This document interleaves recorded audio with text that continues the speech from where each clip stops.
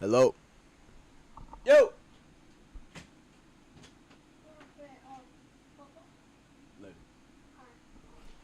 All right. Today was my last day of school. I'm officially a fifth grader now. Cool. Tell me about it in 5 minutes. It's Just barging in here. I can't hear anything. Hello. Hello. Hello. Hello. Okay. So, can you hear me now? Hello.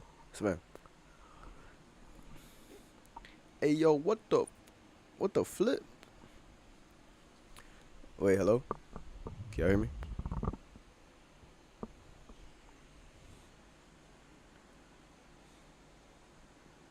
What? Can't see the screen. Yep, I got a stream. I'm about to share my screen in a second. Bro is yapping and there's no sound. What?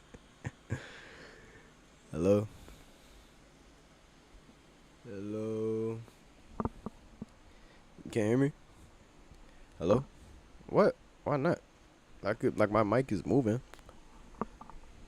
The heck? What you mean? The sound is gone? Seeing the screen? Wait, Sven said he can't hear me.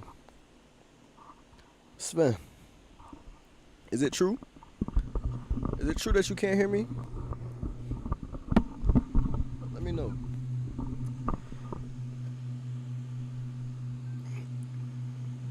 Is there sound or not? You can hear? Sven, that's all you, brother. That's all you, buddy. That's all you. Sven. I don't know. Sven, fix it. Okay. Anyways, alright. So, what the heck is this? Granola. No. Anyways, this is the new document that I'm working on. We're gonna go through this briefly. Might be able to. We're gonna skim through this document. We're not gonna read the whole thing. But basically, this is gonna be a 6-step document, learning process on how to become more certified as a DM setter, so that you can find more success when you're talking to these business owners. Well, first and foremost, for any salesperson, you have to learn how to help, not just try and convince them to give you money. You have to learn how to actively spot and identify problems or gaps within the business that we can capitalize on when we help them fix it. Because when we offer genuine value and improve things with our clients, they will want to work with us again and again and again and again and again. So we have to work on being the type of person who knows how to help and how to offer genuine value and improve things with the clients. Because if we help them, why wouldn't they, work with us more? If we help them in their business, they're going to want us to keep helping them in their business and keep helping them grow and keep helping them do these great things. So sales is about connections and relationships. Work on building good ones with your clients. Here is how you can get better at finding those potential pitfalls within the business and bring them to the owner in a way that makes them curious enough to want to conduct business with you or get on a meeting with you. So, and then I'm just going to be a couple of ways I put there. But not only that, we don't want to just bring problems to the owner. We want to be the source of the solution. Once we've identified the problem within the business, we want to work on building trust and credibility with the owner and having them believe that we're the ones to go to for fixing their problem. And there are a couple of ways that we can, establish credibility and build trust with the owner. The first way is by showing them proof of how the problem affects their business, showing them proof of how fixing the problem helps their business, showing them testimonials from what other people said after the problem was fixed, showing them how many times we fixed that problem and gotten consistent results, showing them other projects and things that we've worked on to further develop their trust in us, and telling them a projected result for their company as what is likely to happen once we fix that problem for them. Once we've done all that, they'll be 100% ready and interested in at least hearing us out, what we've got to say. So once we've got them interested and ready to hear us out, to hear what we've got to say, then we tell them exactly what we're going to do for their business, how we're going to do it, and the results they'll get from us doing it, and then the cost and price of us doing it. They'll likely say, that's expensive, or ask for a commission-based project or something. Someone earlier today asked, can we do it on commission? And I said no.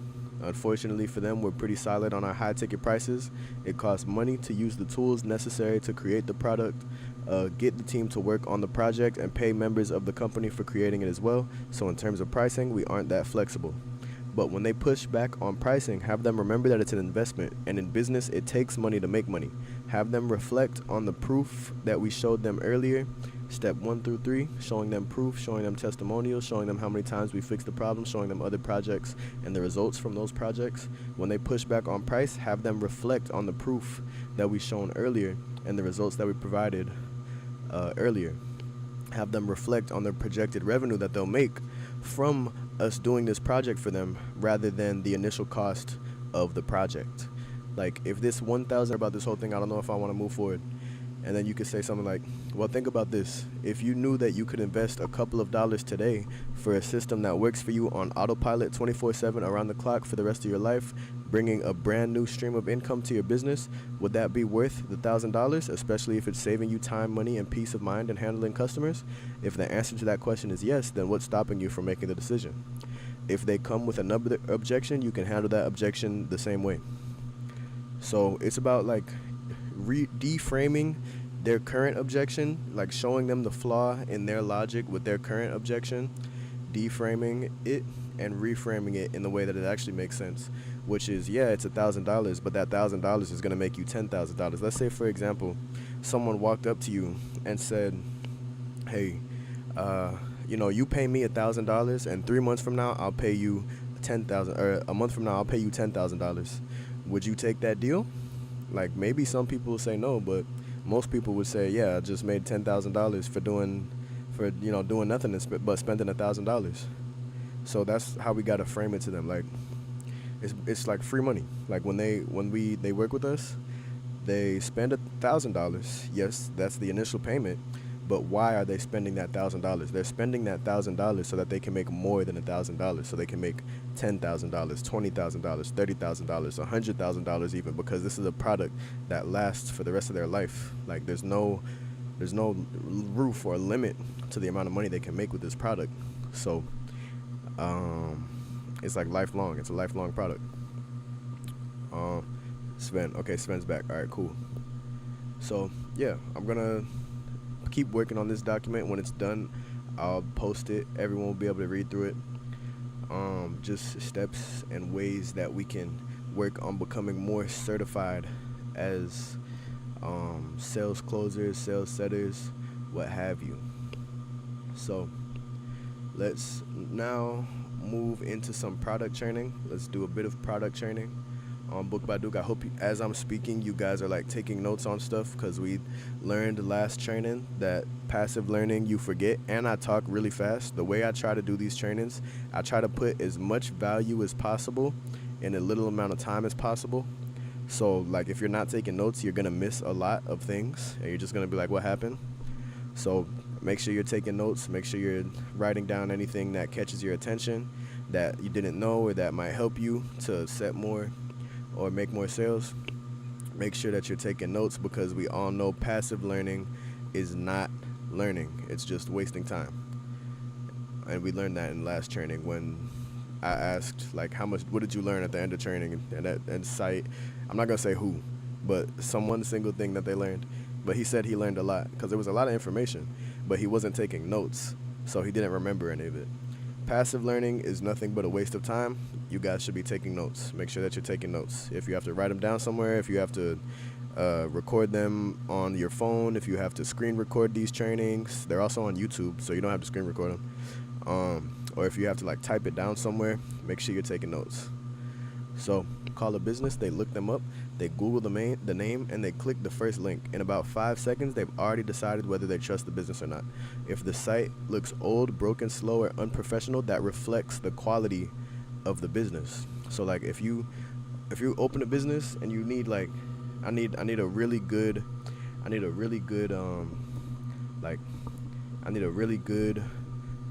plumber. I need a really good plumber who's gonna take care of my bathroom and make sure that, it doesn't have any problems in the future, or that it looks really nice and it's gonna be really quality stuff. If you go to someone's website and their site looks like this, you're not gonna think that person does quality work. You're gonna be like, oh, I'm not gonna go with this guy because, his site looks ass, and that's the only thing the customer sees.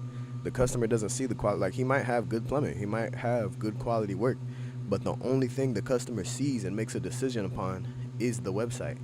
When a customer goes to their website, that's the only thing that they see to help them make a decision.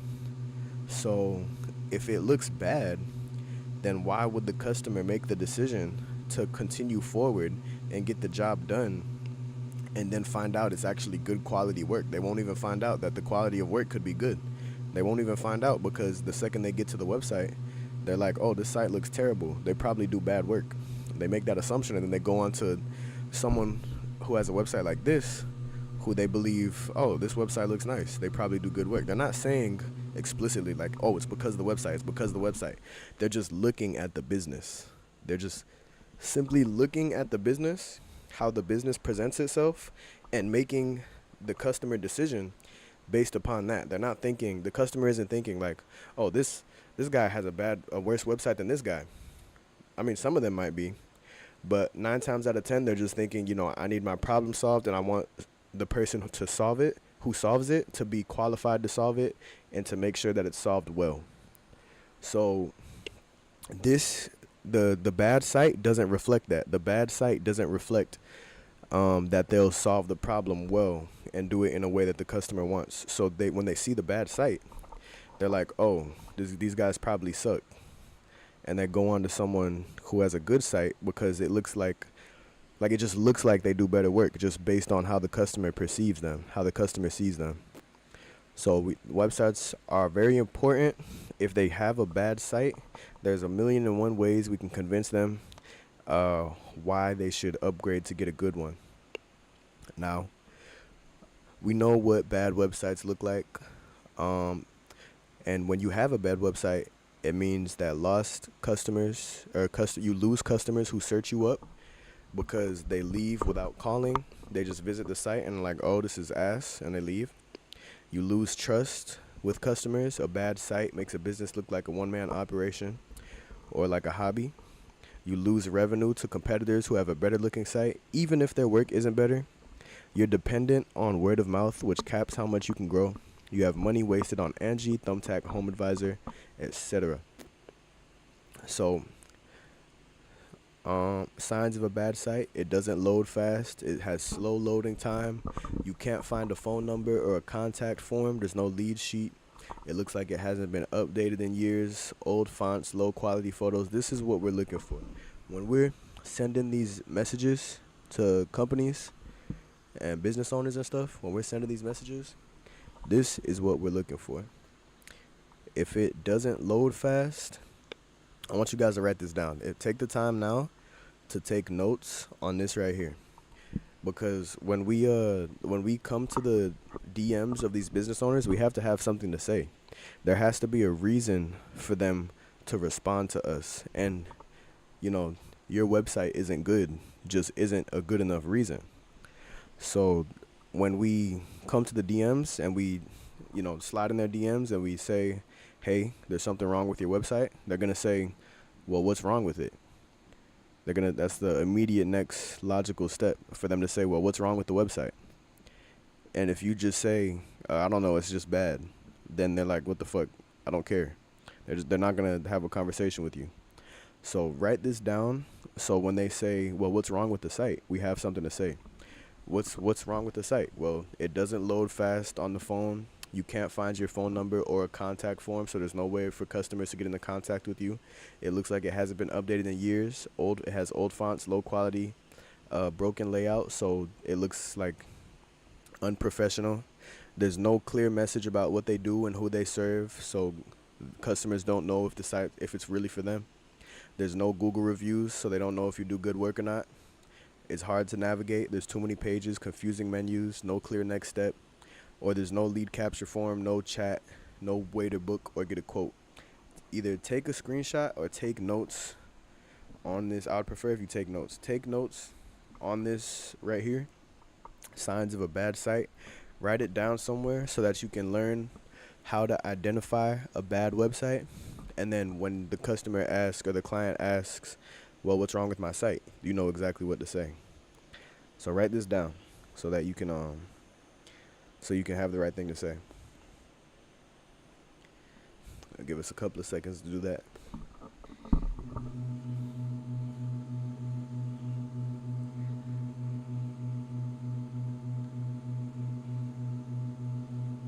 Let me know when we're good. Let me know when we've gotten it written down.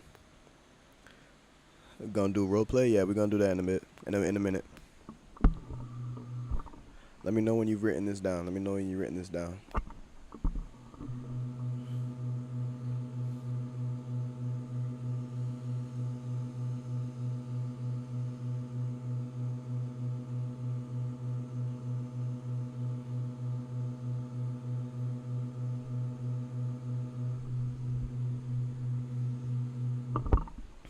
We got it.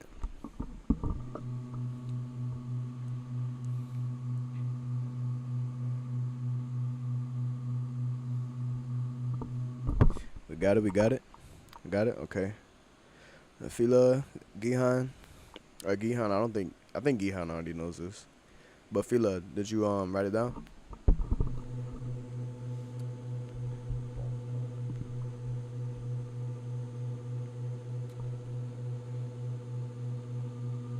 Okay. Nice, nice, nice. Good stuff. And alright, next. So boom. That's the signs of a bad site. And if they have a bad site, then we're the ones who are gonna, fix it up, make it look nice. We'll do all this stuff, make it look fast or load fast, clean. You know exactly what they do 3 seconds on landing on it. You have a clear call to action. Call now, get a free quote, book online, Google reviews, easy to contact, professional photos, clear message, etc., etc. Cool. This is what we sell. We sell clean, professional conversions. We don't just sell websites that are like informational, digital brochure. We sell websites that actually convert customers into paying, no, not customers. We convert visitors into paying customers. We're not just selling like, oh, the site will look nice. No, we're actively making them more money with the site. We're making them more money when they go to their site, because like they're getting more customers who actually book with them and are wanting them to do work. So we're not saying we'll build you a nice website. We're saying we'll get you more calls from people who found you on Google, more trust when someone looks you up, a system that captures leads automatically, your own traffic, a brand that lets you charge more because you look like the premium option, and a professionally designed site built around converting visitors into customers. So, boom, boom, boom. Let's get into the role play. You guys have access to all these documents, all this stuff. Let's get into the role play. 'Cause I know Sven is just waiting. Sven is just waiting. So, let's do it. All right. So we're gonna role play in this chat right here. We're gonna role play in the training chat, and I'm gonna start it off. So, who wants to go first? If not, I'll go first. If nobody, I'll go first. Okay. You can. Sure. Why not? You can go last. I feel like, do you want to go first? Or you want me to go first? I'm still busy. Okay.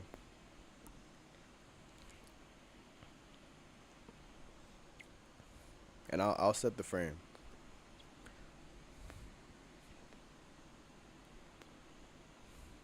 I'll set the frame. I'll start it off. Okay. All right. So boom. Gihan, me and you are gonna role play. We're gonna do like, we're gonna act as if I'm a client, and I'm gonna set the frame. I'm just gonna type it in the chat. Look.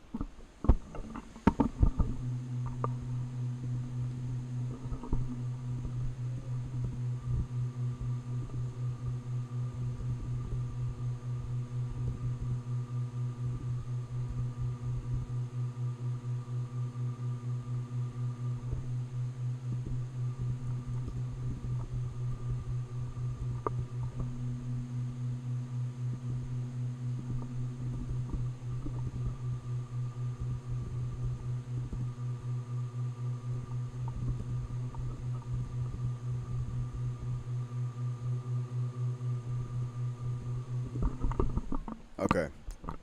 So boom. Gihan, you ready? So I'm a client, Saltwater Solutions. I'm a business that cleans pools, and I don't have a website. So it's pretty much gonna be like the Chat GPT role play. So tell me, Gihan. First, let's say you're commenting under my post. First, what kind of comment would you leave under a post where it's like let's say it's just a video of them cleaning pools? What kind of comment would you leave on that post?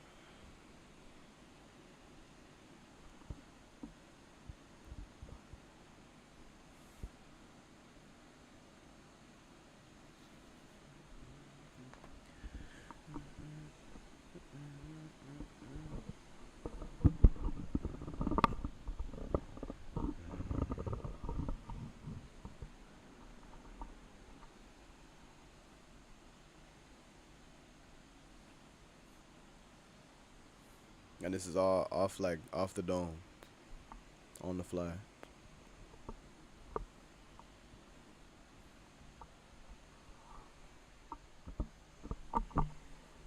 Have you got a website that books clients while you sleep? Okay. And then look.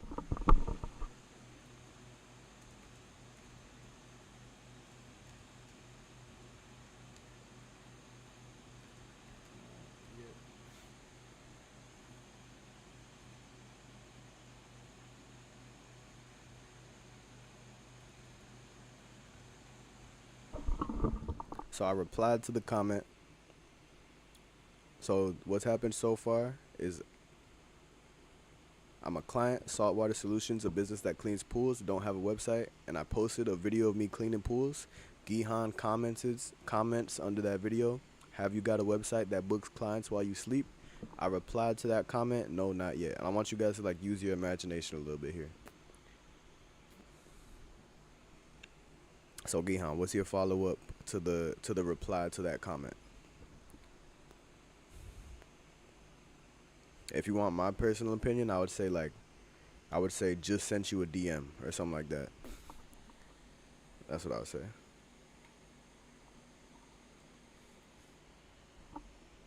And then like get into the pitch over DMs. Right now, live. Oh, he's actually talking with the client. He's talking with the client right now. He said, "Do you have a website?" Yes, it's on my advertisement. So that literally just happened. That's crazy. So she has a website. Okay, well handle business. Um, if you're like in talks with the client, then I'm not gonna pull you away from that. Are you talking to her right now, or no? Because if you're in talks with her, then handle that. Gonna audit the site. All right. Handle that then. I'll just, excuse me. I'll just So instead of, cause I was gonna have you do role play so that they could like look for loopholes. Okay, do your thing. All right. So I'll just pull up the screenshots. We don't have to do the role play. We're gonna just look at the screenshots. Yeah. So cancel that. Cancel the role play. Gihan is actively securing the bag, so he's a bit busy for the role play. Cancel the role play. We'll do that another time. We'll just look at some screenshots. We'll just look at some screenshots of what's it called? Like people he's already closed. So cancel role play. Cancel role play. I'm just gonna go through some screenshots so we can see what it looks like in real time. And actually, I'll go through some of my screenshots as well. I'll actually, instead of just showing Gihan screenshots, I'll go through some of my screenshots. My screenshots is more like trying to close them, but I do have a couple setting screenshots trying to get them on the calendar. I'll go through a couple of mine. But we'll start with Gihan's because he has like the highest record so far. So we'll start with his because he has the highest track record. So let's go find the first one. It's Jerry. Let's look at Jerry again. And we've seen this before in the last training. We saw this on the yesterday's training. But we're gonna look at it again because the only way to really learn something is through repetition. You gotta see it over and over and over again. So let's look at it one more time and see what else we can notice this time. So Gihan reaches out. Oh no, this is me. We'll go through mine. I reach out, say, "Hey Jerry, hey Duke, thanks for reaching out to Jerry's Bounce House. I'm talking to an AI. This is the AI representative." He said, "Thanks for reaching out to Jerry's Bounce House. We're based in Detroit, Michigan. To get started, could you let me know your location and the date you're interested in for your event? I'd love to help you find the perfect rental." That's the AI saying that. I said, "I'm an associate of Gihan." It said, "Okay, I can't help you with that. Let me get the human." I was like, "Okay. Hey Jerry, this is Duke. Look like business is going well. Think I could help you find a way to make it go better. I looked through your Facebook page. I'm looking for the website, though I'm not seeing one. You have a website built already, or are you still getting around to it?" And right off the bat, I'm asking questions because I want to know more. I say, "Nice, that's good to hear.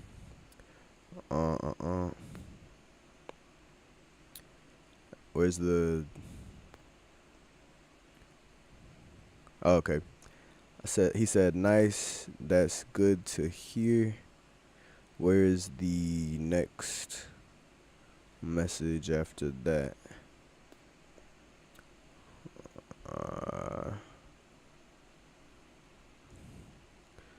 After that, I'm pretty sure I'm not seeing the next message after that.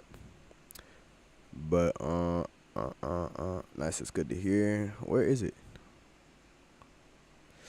I'll just pull up the actual messages with Jerry so he can read them on the thing. All right. Let me zoom in as well.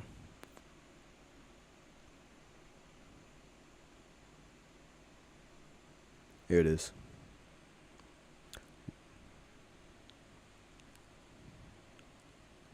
So I said, "Nice, that's good." I said, "Looking for through your Facebook page, looking for a website, not seeing one. You have a website built already, or you still getting around to it?" He said, "I'm about to do it." I said, "Nice, that's good to hear.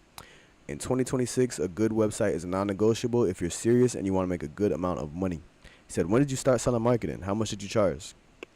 I didn't correct him when he said marketing because I didn't want to start arguing with him.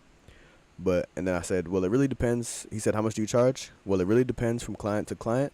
We've done some 5K jobs, some 3K jobs. Most of our sites sit around 1K though. I can send over some of our work." And the pricing kind of scared him away. So you got to be careful with price anchoring.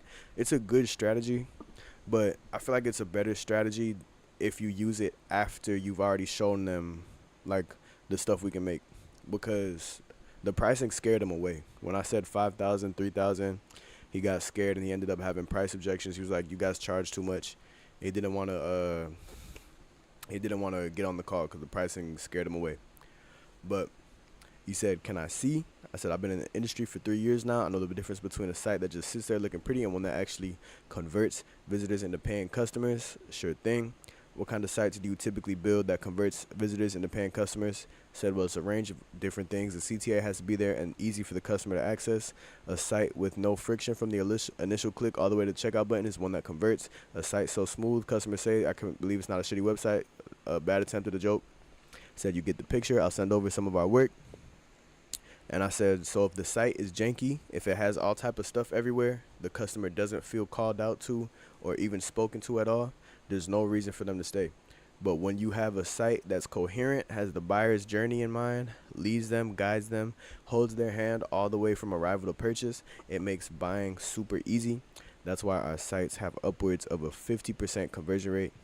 So I'm just telling him, like, I'm trying to educate him on why a bad site, uh like right here, I'm telling him why a bad site causes customers to leave, and then why a good site helps them make more money because the customer wants to buy stuff from the site.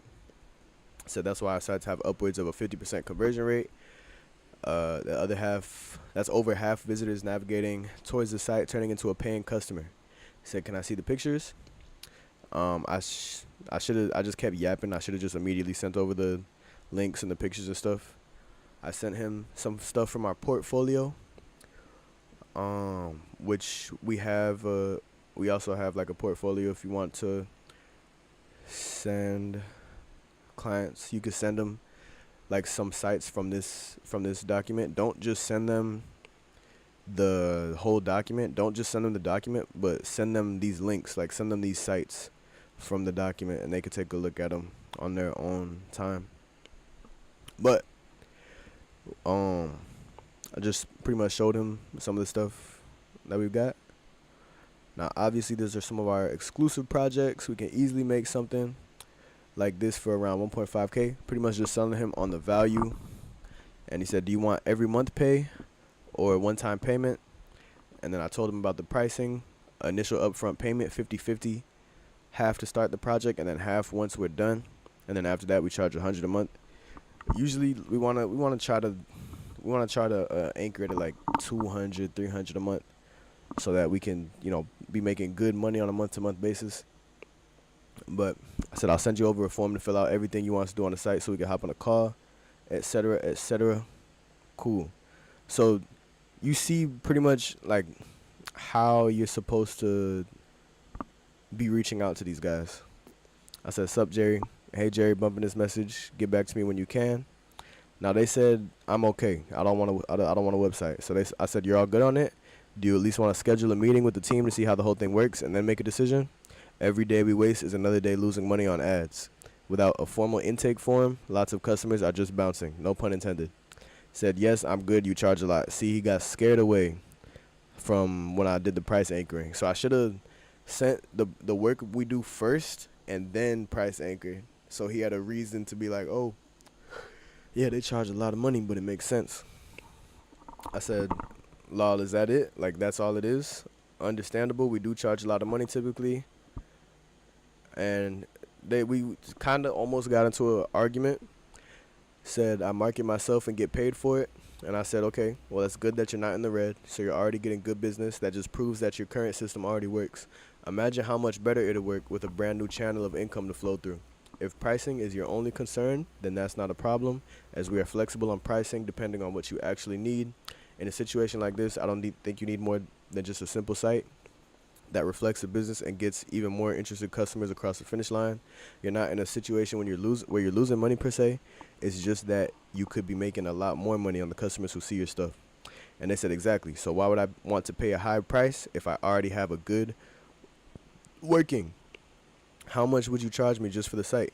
And I said, "Yes, you're right. The prices quoted above are some of our highest. For a site like yours, we wouldn't need to charge upwards of 3K unless you needed a really sleek, premium movie-like design. We could get something done for you around 800. But I'd like to show you rather than just quoting you prices and you don't even know what you're paying for, because that $800 investment has the room to the upside to go to 10K just on having a new channel for interested customers to flow through. Right now, by you managing all your customers through DMs, you're making money and handling orders, but you're effectively capping off the potential for growth by being the only gateway customers can flow through, or you're bottlenecking the revenue. Think of it this way. The website not only acts as a new path for customers to flow through, but also gets customers who have decided otherwise to say yes." And right here, I don't know if that was the AI or the person, they just say their address. And I'm like, "What?" And then at this point they're not responding, so I'm like, okay, yeah, they probably don't care anymore. And so I get more, like, I talk to them more, making you money for the rest of your life. I've seen businesses who are already doing good 2x, even 3x their revenue just with a high converting website. This is me kind of closing the door on them because, like, they were acting like they didn't want to talk. And so I was like, yeah, people usually sleep on websites. The point of this call is to show you how this investment makes you money for the rest of your life. Just trying to build more curiosity right here. And then I send over like some ads and like a video of of God, you look so pretty. Can you tell me that you love me? and I say, all right, bro. I send them the video and I say, don't sleep on the money. It's just sitting there waiting for you to collect it. You're just avoiding it right now. They say, I did 10K last month with no website. I'm learning how to build one right now. I said, okay. I mean, that's great. How are you building it? It's not that easy. But hey, if you're confident in it, who am I to tell you to stop?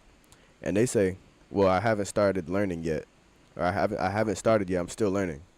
And so I say, okay, word. Typically, it takes some coding experience. Like if you want a really quality website, I mean, it can be done, but it's not just something that you pick up and nail the first time. So there's going to be a lot of trial and error in getting it right. And especially for a good one, that takes years.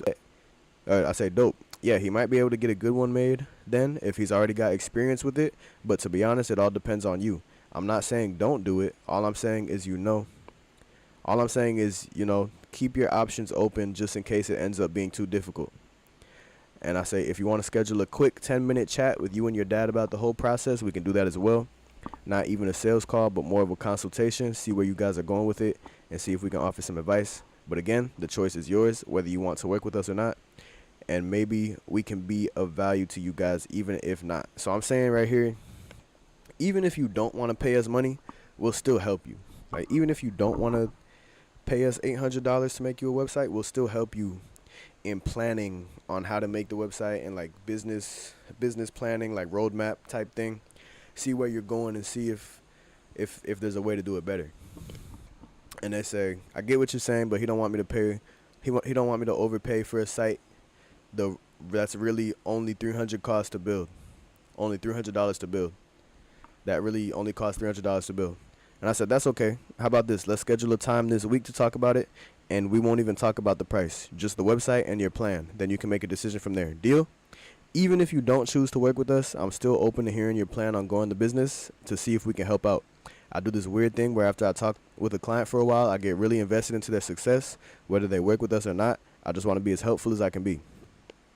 And then if you find some time throughout the week to talk about it, let me know. I'll send my link. I sent my link.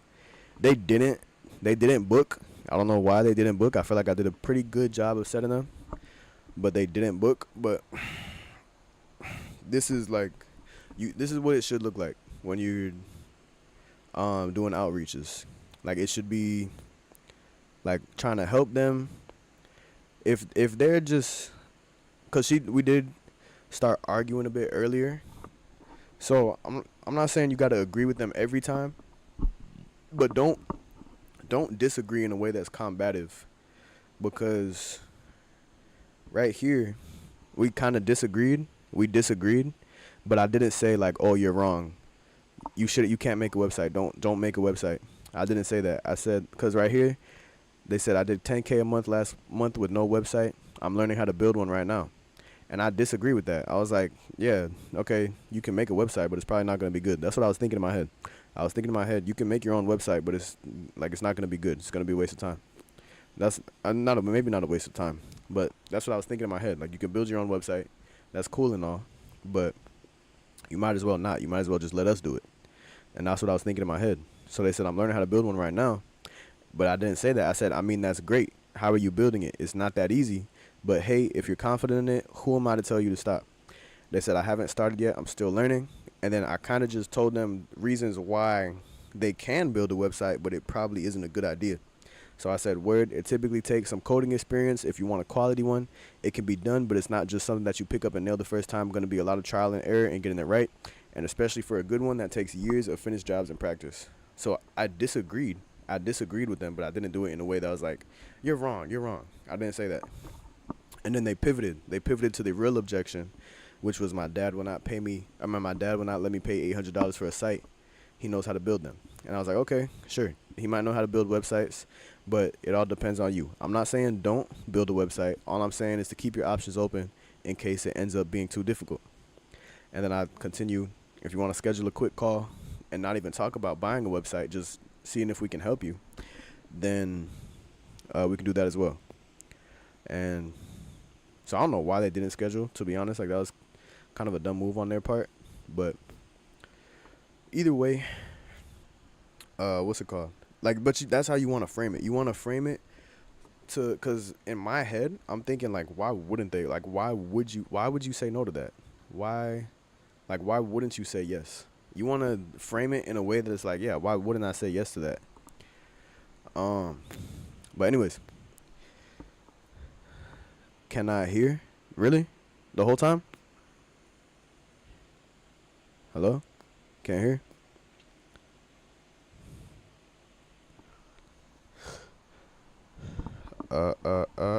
Hello? Can't hear? Can't hear me? Hold up.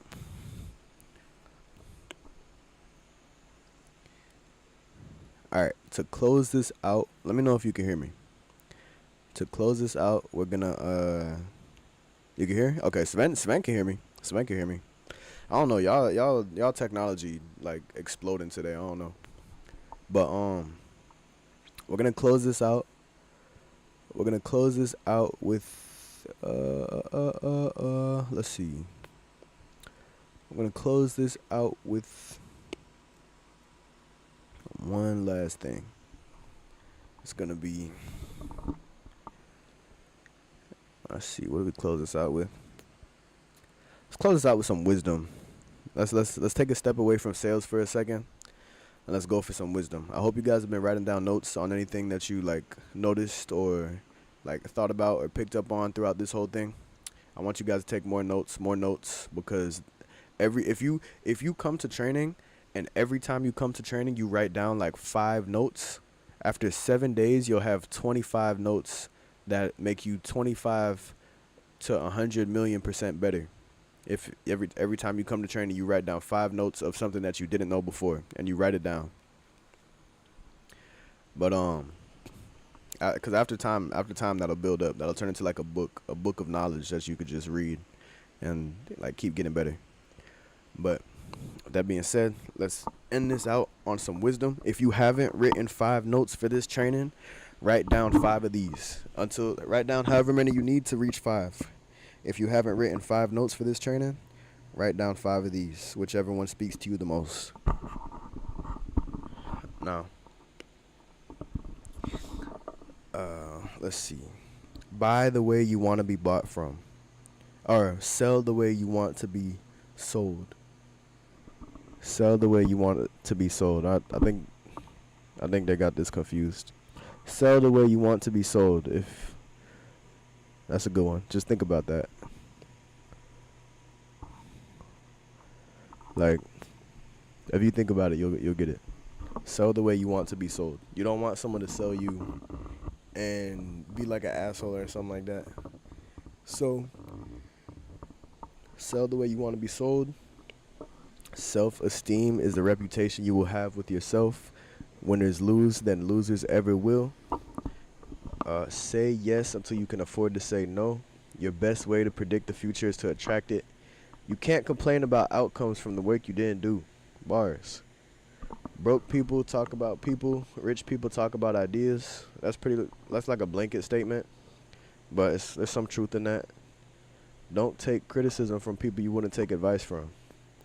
How you do anything is how you do everything. Bars. I learned this recently. This is super facts. This is super facts.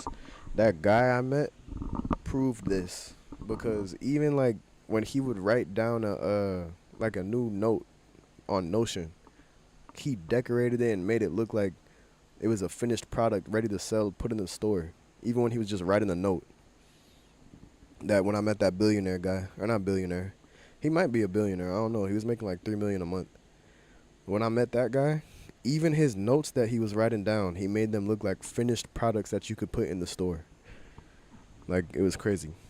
But your quality of life is determined by your habits. The best revenge is massive success. Again, if you haven't written down 5 notes during this training, take the time to write 5 of these that speak to you. because this is just like wisdom. This is wisdom.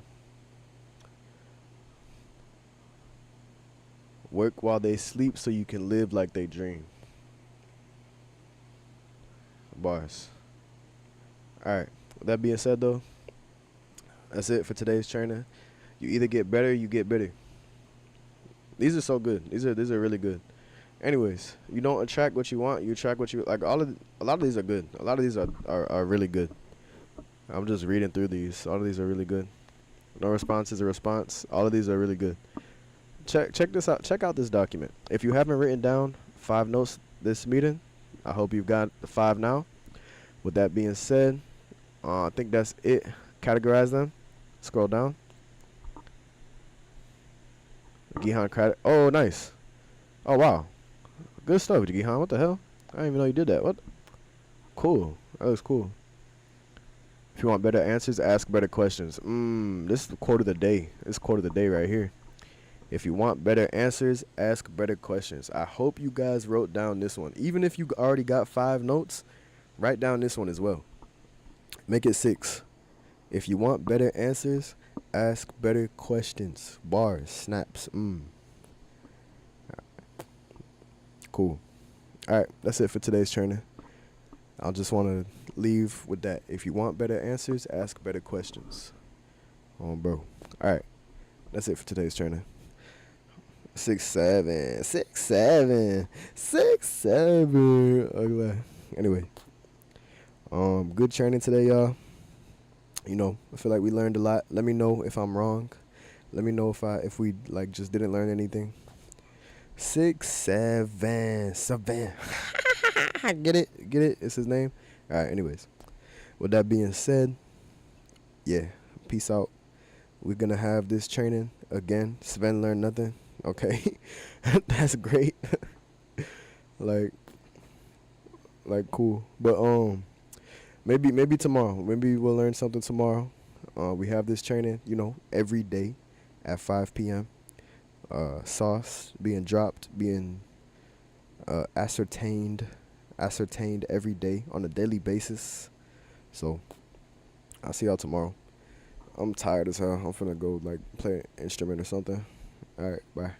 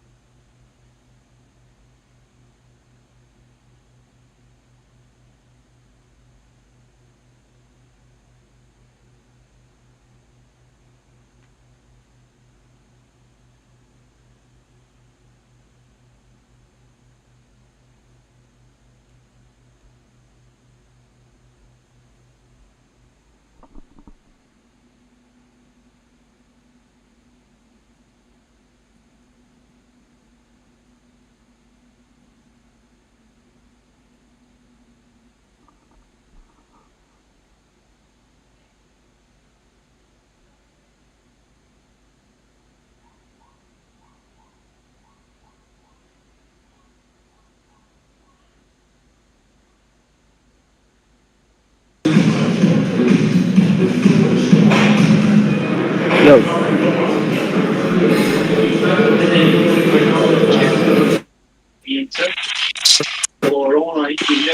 Influencer management.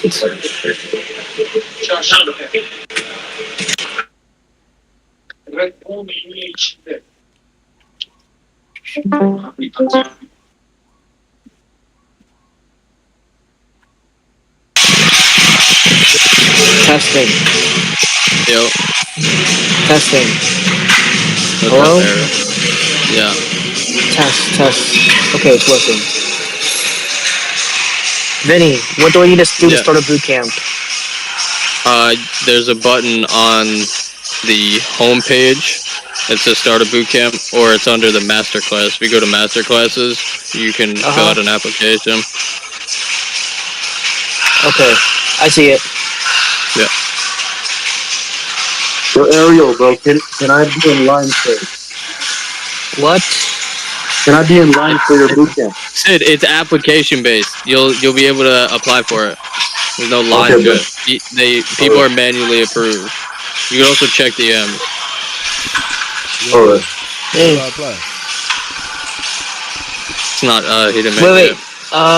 Wait. On the master class, like, I don't see where you apply for it, or how to like build it out, or something. You don't see the start a boot camp button? No startup boot camp. Let me see if the dev removed it. Hold on. It should still be Why there. did the dev remove it? Or no, moved it during a fix. Okay. Ah, damn! I was gonna join the Quadra boot camp, but like, dang, because I do want to learn organic. Yeah. Oh well.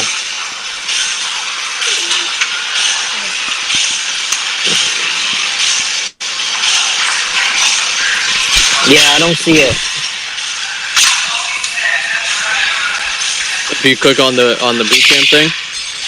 Nope, it's not there. It doesn't show up for me.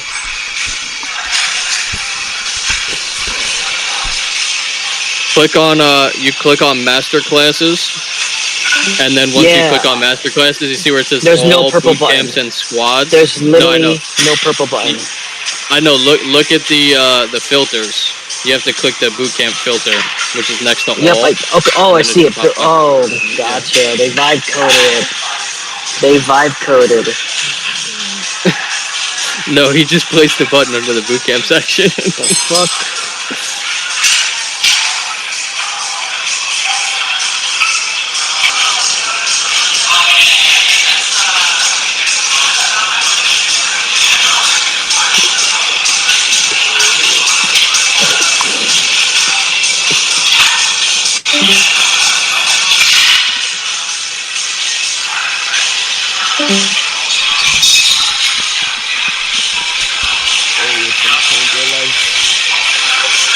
How was your trade going so far? Who the fuck is that? Okay, I just submitted my application. Wish me luck. I'll be honest, I think when I started the squad, I thought it would be a good idea, but then I realized that, like, the time to do it is, like, kind of hard. So, the end. Yeah, it's definitely a time commitment. Yeah. Mira.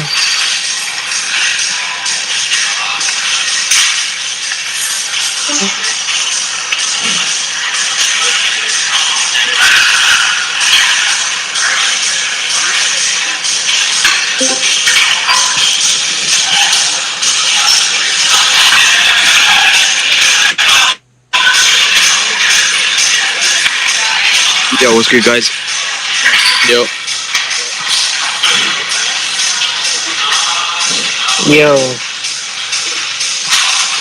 What you guys been working on? I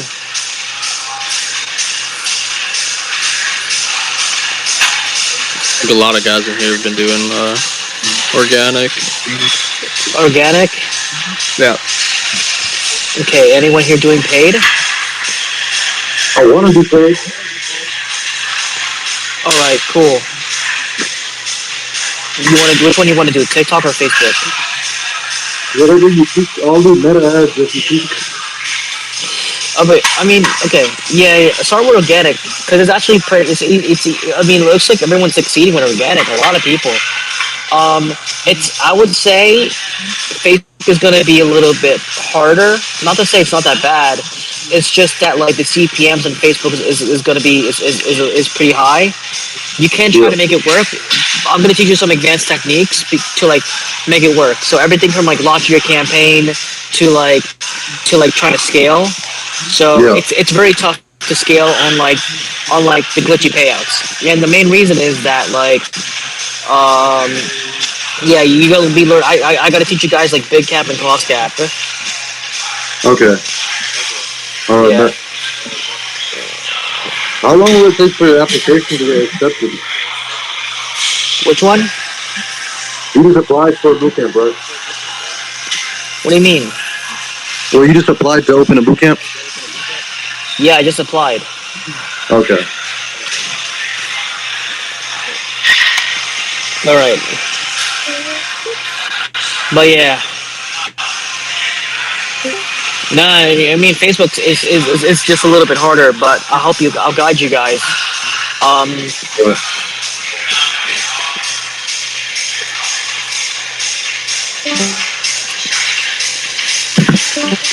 honestly, I do need to run some ecom. I do want to run some ecom and see if I can get it that going.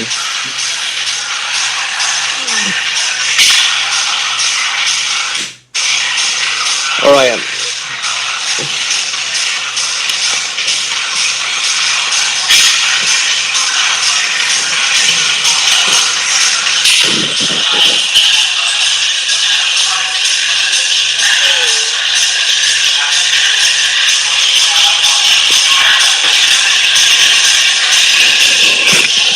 What do you mean ain't touching ads, dude? Just run organic then. Well, I mean the most important part is just take action. Like, dude, all you gotta do is just run. Just it's so easy. Just like run, do one post a day.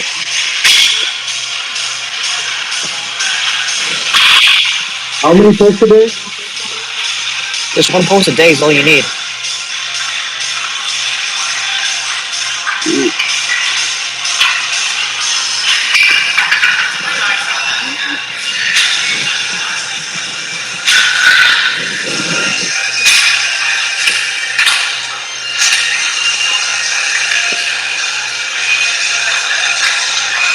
All right, I'm out of here. I'm gonna keep grinding, guys.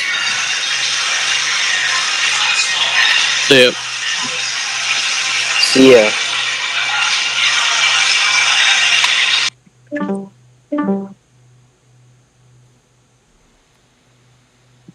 Yo, what's good, Vinny? Hello, hello. How we doing? Good, good, good. Fire.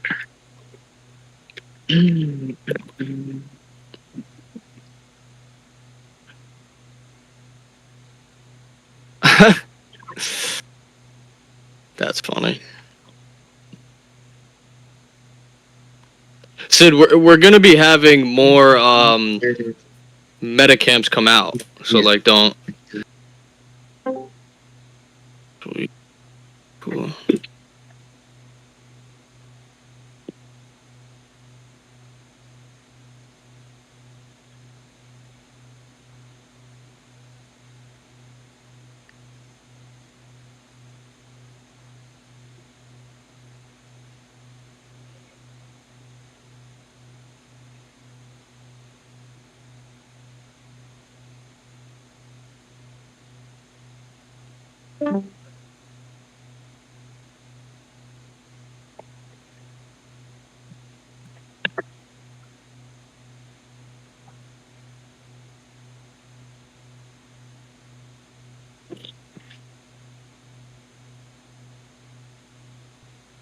How many people you got in here?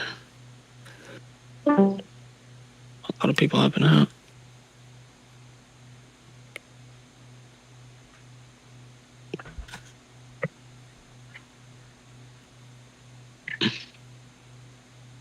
New nickname, Ariel? Well, maybe not new, but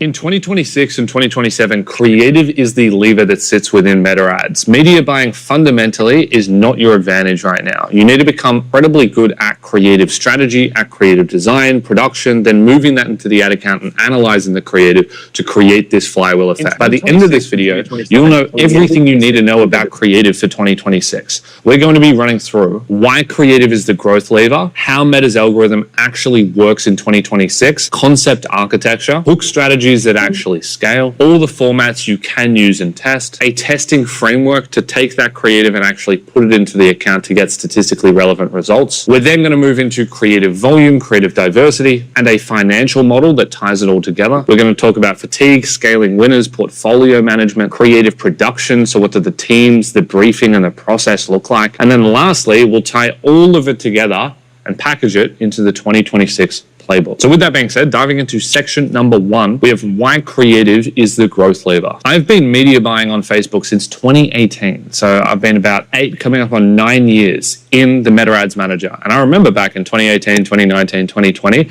there was so much leverage in media buying. You actually didn't need to be very good at creative. And as long as you had a massive edge on media buying, you could beat a lot of people. And the reason for that is that there was a massive skill gap. In fact, I would argue that any arbitrage opportunity that exists within a market is a product of the skill gap that exists at that point in time.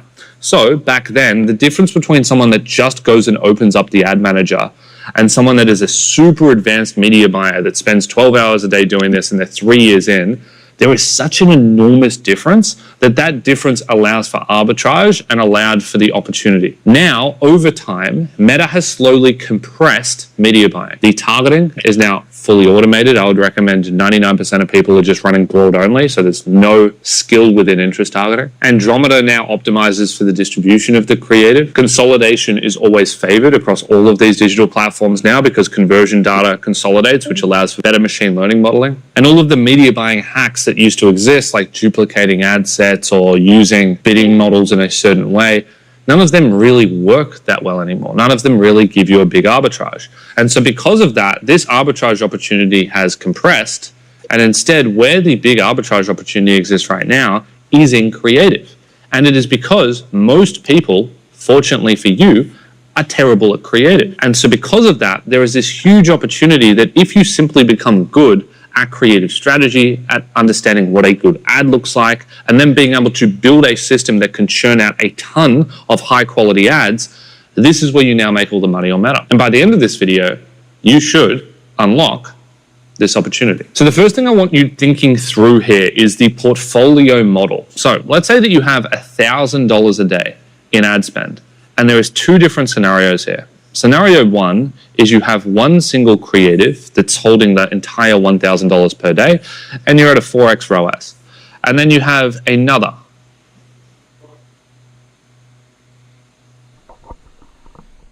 Y'all weren't gonna tell me about my mic.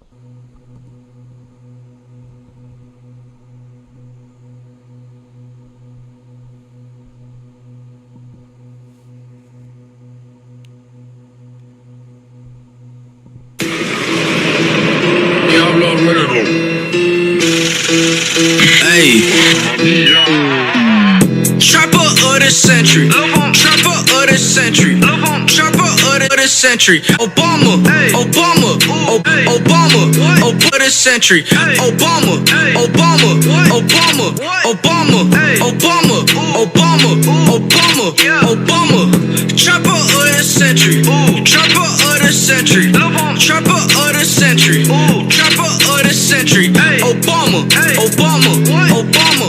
Obama. Obama. Obama. Obama. Obama. I saw crack on PayPal, just like Obama. BG diamond on my wrist. I fuck your mama. Obama told me, Lil Pump, boy, you moving breed. I walk around my teacher office and I'm hitting lead. Trapper of the century, boy, that's Lil Pump. They always kick me out of school cause I'm selling drugs. Trapper of the century, trapper of the century, trapper of the century, trapper of the century. Obama, Obama, Obama, Obama, Obama, Obama, Obama, Obama. Trapper of the century, trapper of the century, trapper of the century, trapper of the century. Obama, Obama, Obama, Obama, Obama, Obama, Obama, Obama.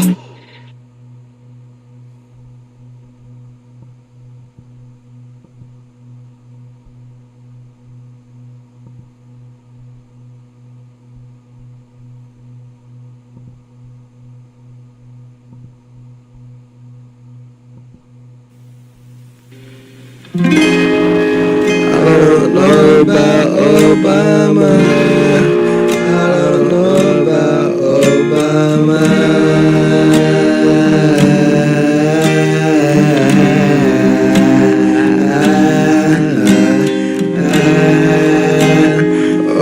Obama, my mama. I wanna do it again.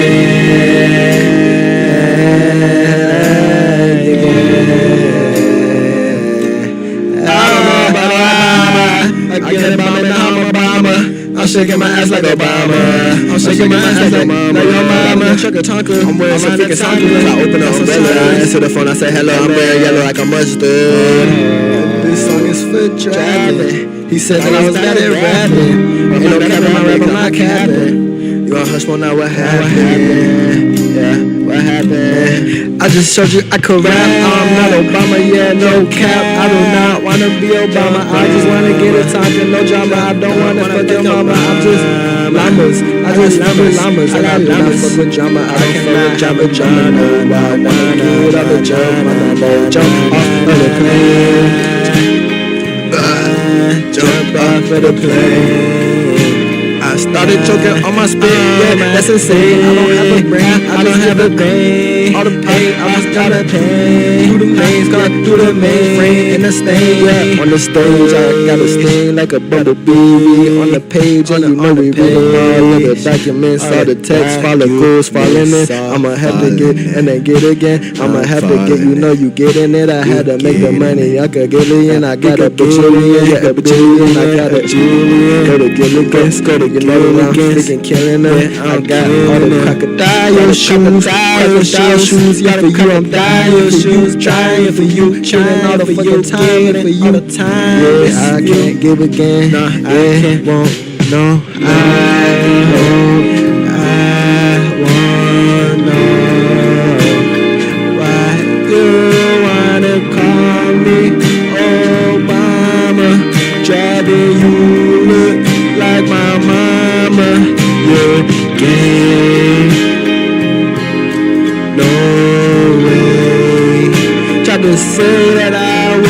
referee. And you weren't wrong, but you weren't right. And you know that's tonight.